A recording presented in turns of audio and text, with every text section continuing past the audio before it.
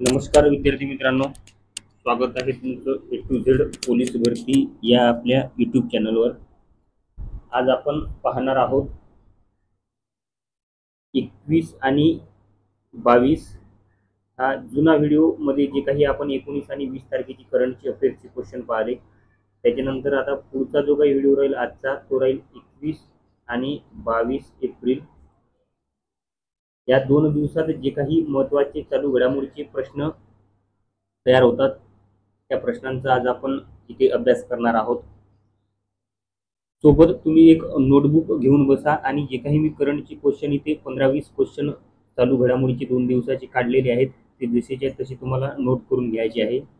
आणि तुम्ही जर समजून घ्या या चॅनलवर नवीन असाल तर चॅनलला सबस्क्राइब करून घ्या आणि व्हिडिओ जर तुम्हाला आवडला तर जास्तीत जास्त विद्यार्थ्यांपर्यंत त्याला काय करा, तुम्ही शेअर करा। पहिला प्रश्न पाहू, जागतिक वसुंधरा दिन कधी साजरा केला जातो असा तुम्हाला पहिला प्रश्न दिला आहे। तर याचं योग्य उत्तर राहील 22 एप्रिल। 22 एप्रिलला आपण जागतिक वसुंधरा दिन साजरा करतो। जी काही 2025 ची संकल्पना म्हणा किंवा थीम म्हणा जागतिक वसुंधरा दिनाची, त्या थीमवर सुद्धा तुम्हाला प्रश्न विचारला जातो। जर तुम्हाला प्रश्न विचारला जागतिक वसुंधरा दिन 2025 ची थीम काय होती किंवा संकल्पना काय आहे, तर ती राहणार आहे आपली शक्ती आपला गृह अशी थीम राहील किंवा काय म्हणणार आहे तुम्ही संकल्पना, हे महत्त्वाचं राहणार आहे। जसेच्या तसं नोट करून घ्या। 2025 च्या जागतिक वसुंधरा दिनाची थीम काय होती किंवा संकल्पना काय होती म्हटलं तर आपली शक्ती आपला काय राहणार आहे, गृह असे काय राहणार आहे, थीम राहणार आहे। त्याच्यानंतर त्याच्या संबंधितच दुसरा प्रश्न इथे तयार होतो, पर्यावरण वाचवा वसुंधरा सजवा या अभियानाचा शुभारंभ म्हणा किंवा सुरुवात म्हणा, या अभियानाचा सुरुवात कुठे झाला, तर त्याचं उत्तर राहणार आहे महाराष्ट्र। पर्यावरण वाचवा वसुंधरा काय सजवा या अभियानाची सुरुवात म्हणा किंवा या अभियानाचा शुभारंभ कुठे झाला म्हटलं तर त्याचं उत्तर द्यायचं आहे तुम्हाला महाराष्ट्र। आता 22 एप्रिल हे जागतिक वसुंधरा दिन आहे, तर त्याच्यानंतर 23 एप्रिल जागतिक पुस्तक दिन म्हणून आपण साजरा करतो। 23 एप्रिलचं दिनविशेष म्हणा किंवा 23 एप्रिल कोणता दिन म्हणून साजरा करण्यात येतो म्हटलं तर त्याचं उत्तर राहणार आहे जागतिक पुस्तक दिन। आणि जागतिक पुस्तक दिनाची सुरुवात कधी झाली म्हटलं तर 1995 ला जागतिक पुस्तक दिनाची काय झालेली आहे, सुरुवात झालेली आहे। असा राहील तुमचा पहिला प्रश्न, जागतिक वसुंधरा दिन 22 एप्रिल, संकल्पना आपली शक्ती आपला गृह, पर्यावरण वाचवा वसुंधरा सजवा या अभियानाची सुरुवात महाराष्ट्रातून, आणि 23 एप्रिल जागतिक पुस्तक दिन आणि पुस्तक दिनाची सुरुवात केलेली आहे 1995 पासून। त्याच्यानंतर प्रश्न क्रमांक 2 दिलेला आहे तुम्हाला, जगातील सर्वात उष्ण शहर कोणते ठरलेले आहे असा प्रश्न दिला आहे। जगातील म्हटलं आहे, ते भारतातील नाही किंवा महाराष्ट्रातील नाही, जगातील सांगितलेलं आहे। तर त्याचं योग्य उत्तर राहील चंद्रपूर हे जगातील सर्वात उष्ण शहर ठरलेले आहे। चंद्रपुराचं तापमान 2025 मध्ये एप्रिल महिन्यामध्ये 2025 एप्रिल महिन्यात 45.6 अंश एवढा वाढलेला आहे, म्हणून चंद्रपूर हा जगातील सर्वात उष्ण शहर ठरलेला आहे। जगातील सर्वात उष्ण शहरांची जी काही यादी राहील त्याच्यामध्ये जर आपण 15 शहर घेतो म्हटलं तर 15 पैकी 11 आपल्या भारताचीच राहणार आहे। म्हणजे जे काही 11 राहतील हे भारतातील आहे आणि उरलेले जे काही 4 असेल ते जगातील 15 पैकी 11 तुम्हाला काय घ्यायचे आहे, भारतातील घ्यायचे आहे। आणि त्याच्यात जर तुम्हाला विचारलं सर्वात उष्ण शहर कोणतं म्हटलं तर त्याचं उत्तर द्यायचं आहे चंद्रपूर, जो तुमचा विदर्भात येतो। विदर्भात येतो। तापमान एप्रिल महिन्यामध्ये चंद्रपूर शहराचं 45.6 अंश सेल्सिअस एवढं झालेलं आहे। त्याच्यानंतर प्रश्न क्रमांक 3 पाहू आपण, महाराष्ट्राच्या मुख्य माहिती आयुक्तपदी सध्या कोण आहे म्हटलं तर त्याचं ऑप्शन दिलाय तुम्हाला, एक राहुल पांडे, दुसरा ऑप्शन दिलाय प्रवीण कुमार, 3 नंबरचा ऑप्शन दिलाय शक्ती दुबे आणि 4 नंबरचा ऑप्शन दिलाय तुम्हाला सर्वानंद सोनेवाल। तर याचं योग्य उत्तर राहील राहुल पांडे हे जे काही आहे ते महाराष्ट्राचे मुख्य माहिती आयुक्तपदी काय झाले, त्यांची आता निवड झालेली आहे। उत्तर इथे लक्षात ठेवा, राहुल पांडे असं त्यांचं नाव राहील. त्याच्यानंतर प्रश्न क्रमांक 4, राकेश शर्मा हे अंतराळात जाणारे पहिले भारतीय होते. राकेश शर्मा अंतराळात जाणारे पहिले काय होते? भारतीय. रशिया व भारत या दोन्ही देशांनी मिळून एक मोहीम राबविली होती आणि त्यातून राकेश शर्मा कुठे गेले होते? अंतराळात. त्यांचं यानाचं नाव जर विचारलं तर सोयूज T-11 असं त्यांच्या यानाचं नाव राहील. आता राकेश शर्मा नंतर अवकाशात जाणारे दुसरे अंतराळवीर कोण? हे भारतीय राहील प्रश्न तुमचा. राकेश शर्मा यांच्यानंतर अवकाशात जाणारे दुसरे अंतराळवीर कोण किंवा दुसरे भारतीय अंतराळवीर कोण म्हटलं तर त्याचं उत्तर राहणार आहे शुभांशु शुक्ला म्हणून. हे राकेश शर्मा यांच्यानंतर म्हणजे 40 वर्षानंतर अवकाशात जाणार आहे. 40 वर्षानंतर कुठे जाणार आहे? अवकाशात. राकेश शर्मा हे जे काही गेले होते ते जवळपास 1984 मध्ये अवकाशात गेलेले होते. तर 40 वर्षानंतर म्हणा कोण जाणार आहे? राकेश शर्मा अवकाशात. राकेश शर्मा नंतर दुसरे अंतराळवीर शुभांशु शुक्ला.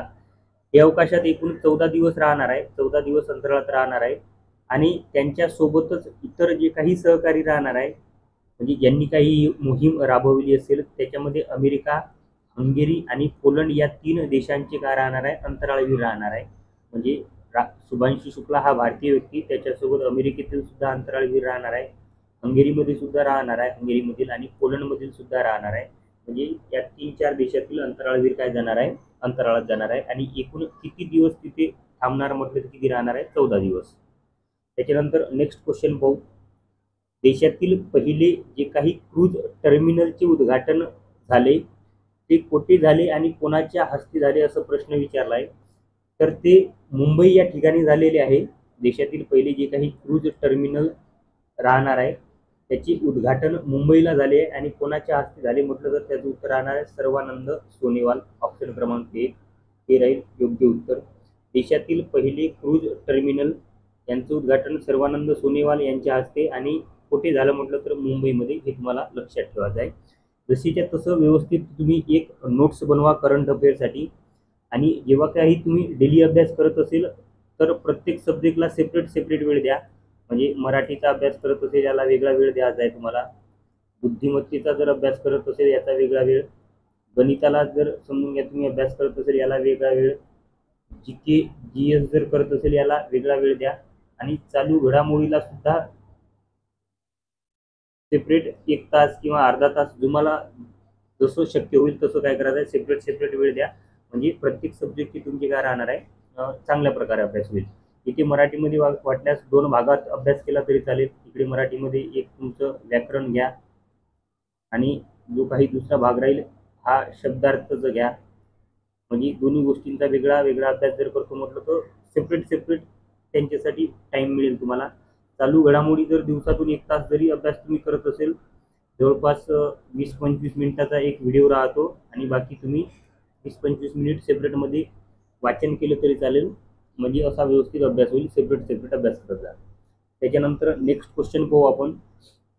जगातील सर्वात उंच पूल, या पुलाची उंची राहणार आहे 625 मीटर, कोणता देश उभारणार आहे तर त्याचं उत्तर राहील चीन. चीन हा जो काही देश राहणार आहे तो जगातील सर्वात उंच पूल, या पुलाची उंची राहणार आहे 625 मीटर. 625 मीटर. हा कोणता देश म्हटलं तर चीन हा देश काय करणार आहे सर्वात जगातील उंच पूल उभारणार. त्याच्यानंतर नेक्स्ट क्वेश्चन पाहू आपण. 15वी ब्रिक्स ॲग्रिकल्चर मिनिस्टर मीटिंग कोठे आयोजित करण्यात आली म्हटलं तर त्याचं योग्य उत्तर राहणार आहे ब्राझील या देशामध्ये 15वी जी काही ब्रिक्स ॲग्रिकल्चर मिनिस्टर मीटिंग होणार आहे ती ब्राझील या देशात काय केलेली आहे? आयोजित केलेली आहे. त्याच्यानंतर नेक्स्ट क्वेश्चन. महाराष्ट्र राज्याच्या मुख्य माहिती आयुक्तपदी कोण शपथ घेतली आहे तर त्याचं योग्य उत्तर राहील राहुल पांडे यांनी महाराष्ट्राच्या मुख्य माहिती आयुक्तपदी शपथ घेतलेली आहे. आणि त्यांना कोणी शपथ दिली म्हटलं तर त्याचं उत्तर राहील CP राधाकृष्णन यांनी काय दिली आहे, त्यांना शपथ दिलेली आहे. त्याच्यानंतर नेक्स्ट क्वेश्चन पाहू. हा IMP राहील. कोणत्या धर्माचे सर्वोच्च धर्मगुरू पोप फ्रान्सिस यांचे नुकतेच निधन झाले म्हटलं तर पोप फ्रान्सिस असं त्यांचं नाव राहणार आहे. तर ते ख्रिश्चन धर्माचे काय होते, धर्मगुरू होते. सर्वोच्च धर्मगुरू म्हणजे सर्वात मुख्य म्हणा किंवा सर्वात मोठे म्हणा, हे ख्रिश्चन धर्माचे धर्मगुरू होते. पोप फ्रान्सिस यांचं नुकतंच काय झालेलं आहे, निधन झालेलं आहे. त्याच्यानंतर ऑस्कर पुरस्कारात 2028 पासून कोणत्या नवीन श्रेणीचा समावेश करण्यात आला, हा सुद्धा क्वेश्चन तुमचा महत्त्वाचा राहील. जे काही ऑस्कर पुरस्कार आहे त्याच्यामध्ये एक नवीन पुरस्कार ॲड करण्यात आला आहे आणि त्याची सुरुवात 2028 पासून करण्यात येणार आहे. तर त्याच्यामध्ये ऑप्शन दिला आहे तुम्हाला best stunt design, best song design, best casting आणि बेस्ट ॲनिमेशन डायरेक्शन. तर याचं योग्य उत्तर राहणार आहे तुमचं बेस्ट स्टंट काय राहणार आहे, डिझाईन. ही 2028 पासून सुरुवात होणार आहे की ज्याला ऑस्कर मिळणार आहे. एक तुमची श्रेणी म्हणा किंवा एक भाग म्हणा त्याचा. त्याच्यानंतर नेक्स्ट क्वेश्चन दिला आहे. केंद्र शासनाने कोणाची महसूल सचिव पदी नियुक्त केली आहे, तर त्याचं योग्य उत्तर राहील अरविंद श्रीवास्तव यांची केंद्र शासनाने महसूल सचिवपदी काय केलेली आहे, नियुक्ती केलेली आहे. क्वेश्चन सर्वच्या सर्वच महत्त्वाचे आहे, जशीच्या तशी तुम्हाला नोट्समध्ये लिहून घ्यायचे आहे आणि प्रत्येक क्वेश्चनचा जे काही तुम्ही वेळ ठरवला असेल चालू घडामोडीचा अभ्यास करण्यासाठी तेव्हा काय करायचं आहे, तुम्हाला रेफर करायचं आहे. त्याच्यानंतर 12 नंबरचा क्वेश्चन दिला आहे तुम्हाला. भारताची पहिली मिसेस ग्लोब इंटरनॅशनल विजेता कोण ठरली, तर त्याचं उत्तर राहील अनुराधा गर्ग. ह्या ज्या काही महिला राहणार आहे त्या भारताच्या पहिल्या मिसेस ग्लोब इंटरनॅशनल विजेता ठरलेल्या आहे अनुराधा गर्ग.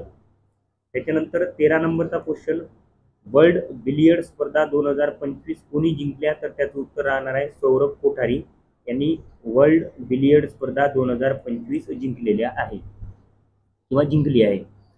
त्याच्यानंतर नागरी सेवा दिन 21 एप्रिल हा आपण साजरा करतो. नागरी सेवा आता बघा 21 एप्रिल नागरी सेवा, 21 एप्रिल नागरी सेवा दिन, 22 एप्रिल आत्ताच आपण घेतलेला आहे की वसुंधरा दिन, वसुंधरा दिन, 23 एप्रिल जागतिक पुस्तक दिन आपण साजरा करतो. हे 3 करंट तुमची दिनविशेषचे क्वेश्चन इथे राहील.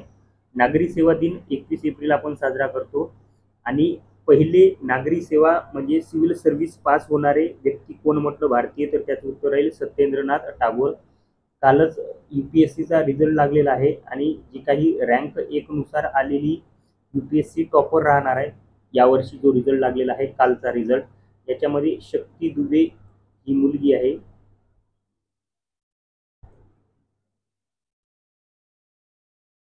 शक्ती दुबे ही ऑल इंडिया रँक म्हणा किती 1 नंबर रँक म्हणजे पहिली आलेली आहे. जर क्वेश्चन विचारला तर शक्ती दुबे असं नाव लक्षात ठेवा.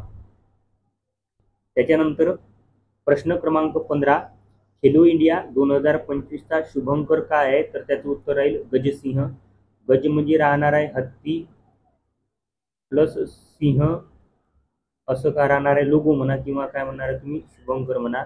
ह्या स्पर्धा कुठे होणार आहे म्हटलं तर त्याचं उत्तर बिहार राहील आणि बिहारमधील जे काही 6 शहर असेल त्या 6 शहरांमध्ये ह्या काय होणार आहे, खेलो इंडिया 2025च्या काय होणार आहे, स्पर्धा होणार आहे.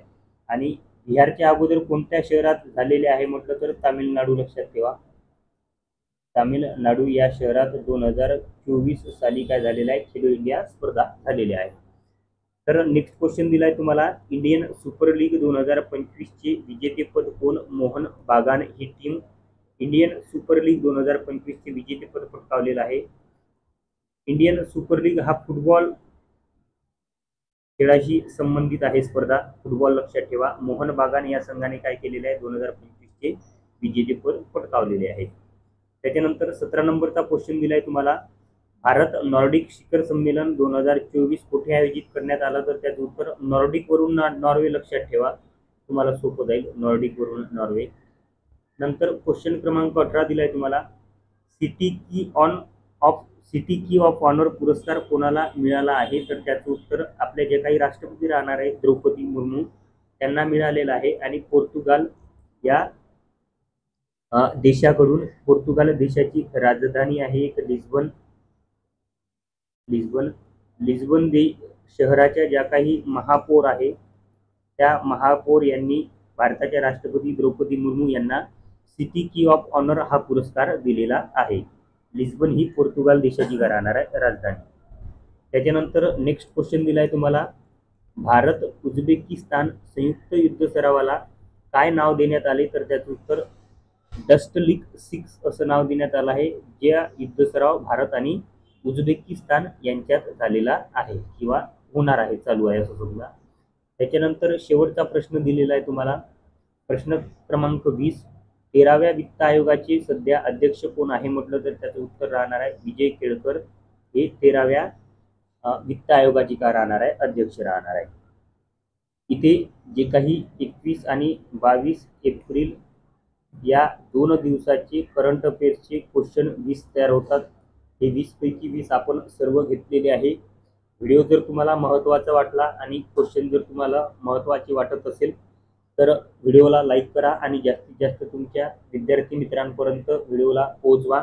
आणि तुम्ही जर या चॅनलवर नवीन असाल तर व्हिडिओला काय करा, सबस्क्राईब करा. जय हिंद.